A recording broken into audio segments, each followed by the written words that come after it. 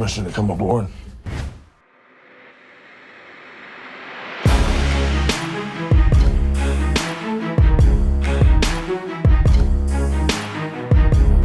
Jason Momoa एक अमेरिकी अभिनेता, मॉडल, निर्माता, स्क्रीन राइटर और एंटरप्रेन्योर है। वो एक हैंडसम हवाईयन आदमी, माइटी वॉरियर कॉनन, लोकप्रिय खैल ड्रोगो, अमेजिंग एक्वामैन और इन सबसे बड़ा एक प्यारा ख्याल रखने वाला पारिवारिक व्यक्ति, महान और हंसमुख व्यक्ति है। Mix show presents Aquaman. कैसे रहता है जेसन मोमोआ और वो कितना कमाता है? जेसन मोमोआ, पूरा नाम जोसेफ जेसन नामकिया मोमोआ, का जन्म 1 अगस्त 1979 को सनी हवाई के होनोलुलु में हुआ था। वह आर्टिस्ट जोसेफ और फोटोग्राफर कॉनी का एकमात्र संतान है। उसके पिता एक देशी हवाईयन है, जबकि उसकी माँ की भारतीय, जर्मन और आयरिश जड़ें हैं। जेसन के माता पिता का तलाक जब वह 1 साल का था तब हुआ था। वे अपने माँ के साथ रहा और आयोवा चला गया। कम उम्र से ही उसने अपनी एथलेटिक क्षमताओं को दिखाया और अपना खाली समय बाहर बिताता था। बड़ा होकर उसे माउंटेनियरिंग और कुल्हाड़ी फेंकने में दिलचस्पी हो गई। हाई स्कूल के बाद जेसन ने एक स्थानीय कॉलेज में दाखिला लिया, जहां उसने मरीन बायोलॉजी का अध्ययन किया। एक छात्र के रूप में उसने आधी दुनिया की यात्रा कर ली थी। पेरिस में पेंटिंग और तिब्बत में बौद्ध धर्म का अभ्यास किया, लेकिन अपने अंतिम वर्षों में उसने हवाई आइलैंड पर लौटने का फैसला किया। वह समुद्र और बीच लाइफ के प्यार से आकर्षित था और वो अपने पिता के साथ संबंध स्थापित करना चाहता था। मोमोआ ने होनोलुलु के प्रतिष्ठित कॉलेजों में से एक में एडमिशन ली। इसके अलावा उसने कोलोराडो विश्वविद्यालय में जंगली जानवरों का अभ्यास किया। जल्द ही उसे प्रसिद्ध जापानी डिजाइनर टेको किकुची ने देखा और एक मॉडल के रूप में अपनी जगह पर आमंत्रित किया।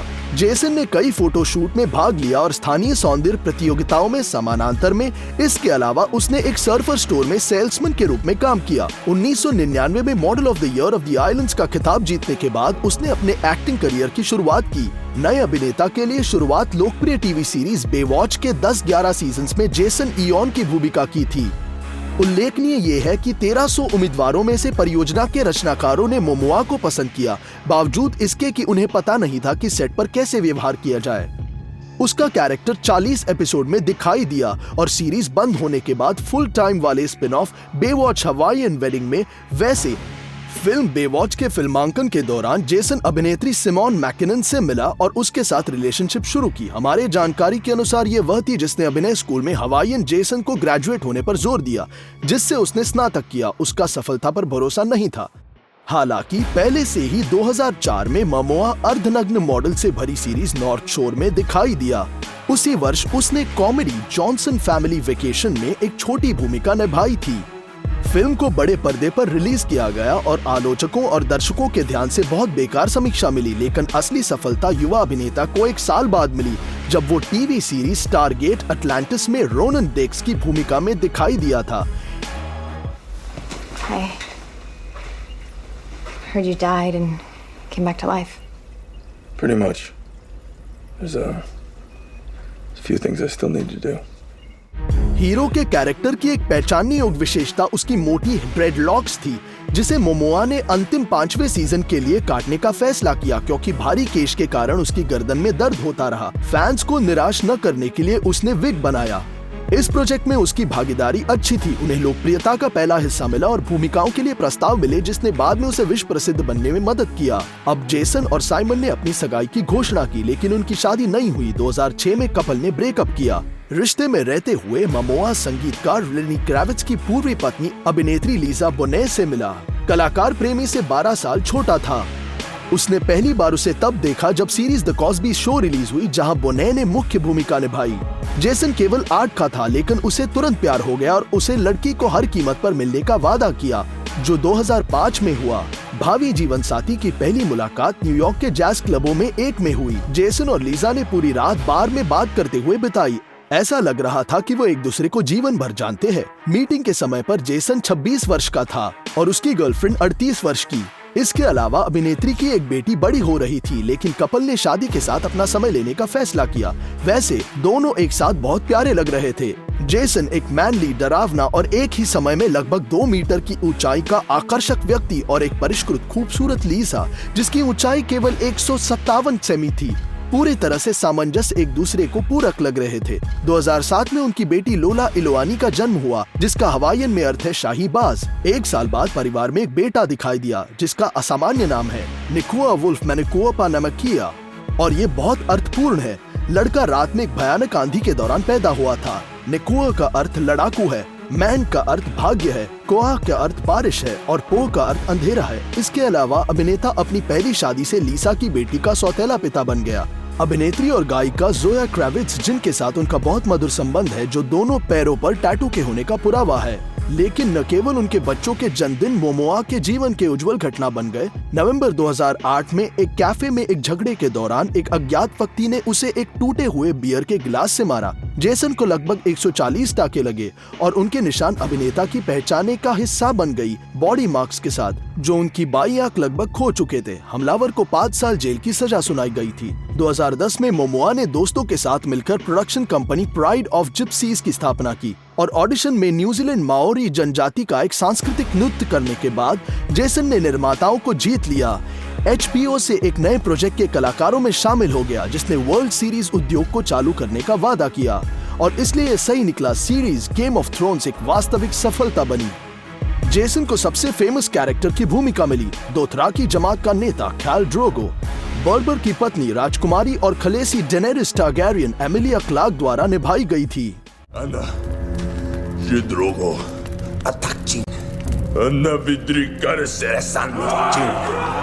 अपने साथी के विपरीत मोमोआ पहले सीजन में ही कथानक में दिखाई देता है। इस भूमिका के लिए उसे वजन बढ़ाना पड़ा, जो उसे पिज्जा और आयरिश गिनीज बियर के आहार के साथ किया। इसके रिलीज के बाद प्रोजेक्ट बहुत हिट बन गया और 2011 में जेसन मोमोआ को राइजिंग स्टार सीरीज में सिनेमा कॉन फेस्टिवल की अच्छी तरह से योग्य पुरस्कार मिला। यह पता चला कि अभिनेता ने लीसा को न केवल अपनी भागीदारी के साथ प्रेमी दृश्यों के कारण सीरीज देखने से बचाने की कोशिश की, वे नहीं चाहता था कि वो गेम ऑफ थ्रोन्स का एक और फैन बने। उसी वर्ष लेजेंडरी कॉनन द बारबेरियन के बारे में फिल्म का एक रीमेक जारी किया गया, जहां अभिनेता ने मुख्य किरदार निभाया था। My name is Tamara Amalia Jorvi Karushan. And yours is? Conan. Conan. That's it? How many names do I need? इस तथ्य के बावजूद कि फिल्म बॉक्स ऑफिस पर विफल रही और नकारात्मक रिव्यूज मिले, कॉनन की भूमिका ने आधुनिक हॉलीवुड में युवा अभिनेताओं के टॉप लीग में अपना नाम अंकित किया। उसका काम आर्नोल्ड श्वार्ज़नेगर का नकल करने वाला नहीं बना था। जेसन की राय उपस्थिति में सही बॉडी बनाने के लिए उसने बहुत प्रशिक्षण लिया और डाइट में खुद को सीमित किया। इस बीच अभिनेता के निजी जीवन में सद्भाव और सुखद जीवन लगभग पत्रकारों और ईर्ष्या लोगों द्वारा कम आंका गया। फिल्म कॉनन द बारबेरियन के प्रीमियर के दौरान वह सीरीज चार्म्ड के स्टार रोज मैकगैवन द्वारा चूमा गया था। तस्वीर पूरे इंटरनेट पर फैल गई और मोमोआ और बॉने के आसन तलाक के बारे में अफवाहें को जन्म दिया और एक के बाद एक लेख दुखी पत्नी पर दया करते हुए प्रेस में दिखाई दिए, जो अपने पति की व्यवस्थित बेवफाई से आंखें मूंद लेती है। लेकिन इसके बावजूद द्वेषपूर्ण कपल एक साथ रहे। गेम ऑफ थ्रोन्स की सफलता और अच्छी आय के बावजूद फिल्मांकन के अंत के बाद जेसन कई वर्षों तक काम से बाहर था। उसके अवनैतिक बिल और ऋण बहुत गुणा हुए और उसके परिवार, जैसे कि अभिनेता ने खुद स्वीकार किया था, यहाँ तक कि थोड़ी देर के लिए भूखे रहे। 2012 में Momoa film bullet to the head में एक हत्यारे के रूप में दिखाई दिया। फिल्म में मुख्य भूमिका महान सिल्वेस्टर स्टेलोन ने निभाई थी।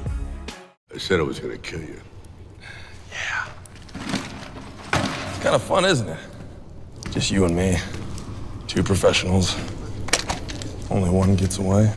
अभिनेता 2014 में परिवार के बजट को फिर से भरने और आंशिक रूप से ऋण में निपटने के लिए कामयाब रहा। उसके फिल्म रोड टू पलोमा के रिलीज के बाद उसने न केवल एक महत्वपूर्ण भूमिका निभाई, बल्कि फिल्म की पटकथा भी लिखी और निर्देशक और निर्माता के रूप में काम किया। मुख्य भूमिकाओं में से एक लीसा बोने ने निभाई थी। इस बीच स्टार की कई और भूमिकाएं आई। हालांकि उन्होंने उसे बड़ी फीस नहीं दी, लेकिन परिवार को फिर से गरीबी से स्लाइड करने से बचा ही दिया। ये एक्शन फिल्म वुल्फ्स के बारे में है, जहां अभिनेता ने एक वेयरवुल्फ और शानदार हॉरर फिल्म डी-बग में काम किया। इसमें मोमोआ ने स्पेस स्टेशन के कर्मचारी के रूप में पुनर्जन्म लिया, जो एक वर्चुअल वायरस से मारा गया था। 2016 में जेसन ने कैनिबल की भूमिका निभाई, जिसे एक post apocalyptic drama the bad batch में अपनी शिकार से प्यार हो गया। फिल्म को वेनिस फिल्म फेस्टिवल में एक विशेष जूरी पुरस्कार मिला। उसी वर्ष अक्टूबर में comedy thriller once upon a time in Venice का विश्व प्रीमियर हुआ, जिसमें जेसन ने एक महत्वपूर्ण भूमिका निभाई। Hey, look who it is. What's up, Cholos? Where's my shit? Yeah, where's the shit? Momoa के लिए एक वास्तविक सफलता डीसी कॉमिक्स फिल्म यूनिवर्स के साथ एक पार्टनरशिप बन गई, जिसकी बदौलत अभिनेता ने सुपर हीरो एक्वामैन की छवि ट्राई की, जो एक जादुई त्रिशूल के साथ पानी और समुद्री जीवन पर राज्य करता है और बड़ी गति से तैरता है। इस कैरेक्टर में पहली बार वह film Batman versus Superman Dawn of the Justice में दर्शकों के सामने आया। अगस्त 2016 में गिनीज ब्रूइंग कंपनी ने मोमोआ के नाम पर एक किस्म का प्रोडक्ट शुरू किया, मैनो ब्रू, जिसे अभिनेता ने खुशी से इंस्टाग्राम पर घोषित किया। उसी समय उसने एक ऐतिहासिक टेलीविजन सीरीज फ्रंटियर की मेन भूमिका में अभिनय किया। उसमें 18वीं शताब्दी के अंत में फ्रांसीसी और अमेरिकी फर व्यापारियों के साथ ब्रिटिश हडसन बी कंपनी के कंपटीशन के बारे में बताया गया है और स्क्रीन पर एक्वामैन के रूप में दिखाई देता रहा। इसीलिए नवंबर 2017 में डीसी कॉमिक्स के फैंस प्रसिद्ध सुपर हीरो जस्टिस लीग के ग्रुप को दिखाने में सक्षम रहे। You got no powers, no offense. This guy might be working for the enemy, we don't know. You're tripping over your feet and mine. Oof. You're gorgeous. Film के भागीदारी ने Momoa को $4 मिलियन दिए, लेकिन ये प्रोजेक्ट बॉक्स ऑफिस पर असफल रहा और आलोचकों और दर्शकों से मिक्स्ड रिव्यूज प्राप्त हुए, जिसने कंपनी को भविष्य की प्रोजेक्ट्स के लिए योजनाओं पर पुनर्विचार करने का मजबूर किया। इस बीच जेसन और लीजा ने अपने रिश्ते पर पुनर्विचार किया और अपने शादी के बंधन को सील किया। समारोह कैलिफोर्निया के टोपंगा में आयोजित किया गया था। चेम्बर की शादी में केवल करीबी लोगों ने भाग लिया, जिनमें से बॉनेट की बेटी अपनी पहली शादी से जोए, अभिनेत्री एलिसिया विकेंडर और माइकल फेसबेंडर। उत्सुकता से जोए और माइकल का एक बार अफेयर था, लेकिन वे दोस्ताना शर्तों पर बने रहे। नवविवाहितों ने कुछ महीने बाद दुनिया को महत्वपूर्ण घटना के बारे में बताया, ये देखते हुए कि शादी उनके लिए परिवार और दोस्तों के साथ मिलने का एक कारण था और वे लंबे समय से पति पत्नी की तरह महसूस कर रहे थे।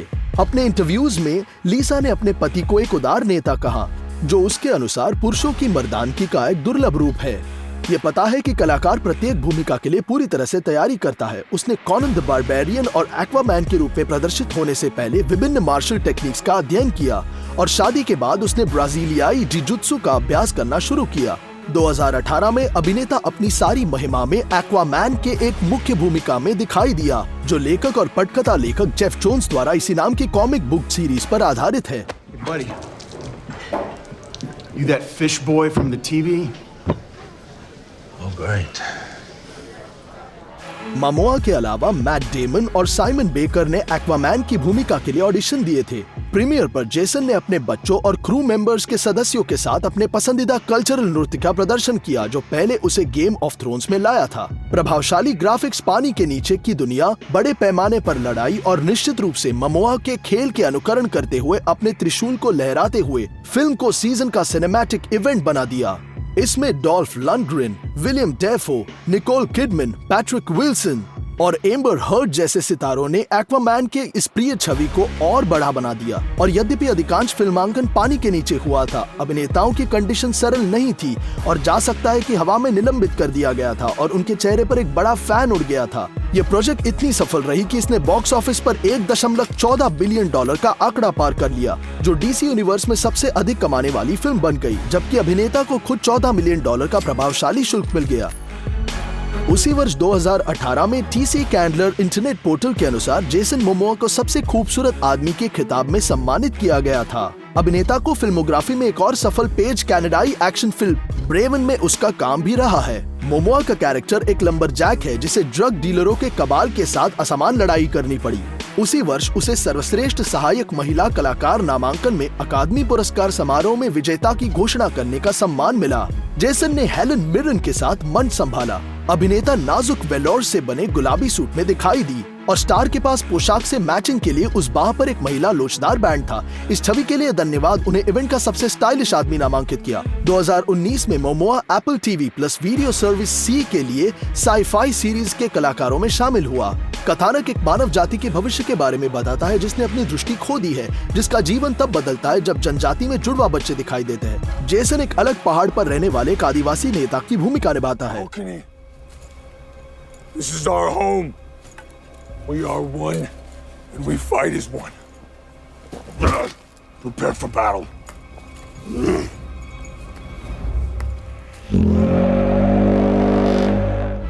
अभिनेता ने बड़ी जिम्मेदारी के साथ अपनी भूमिका निभाई। प्रोजेक्ट मैनेजर के साथ मिलकर काम किया, जो जन्म से अंधा था, जो स्क्रीन पर अंधे लोगों के सही दृश्य के लिए जिम्मेदार था। एक ऐसे व्यक्ति के जीवन के अनुभव करने के लिए जो कुछ भी नहीं देखता है, अभिनेता कई हफ्तों तक स्लीप मास्क में रहता था। अकेले पहले एपिसोड के लिए उसने $600,000 का भुगतान लिया।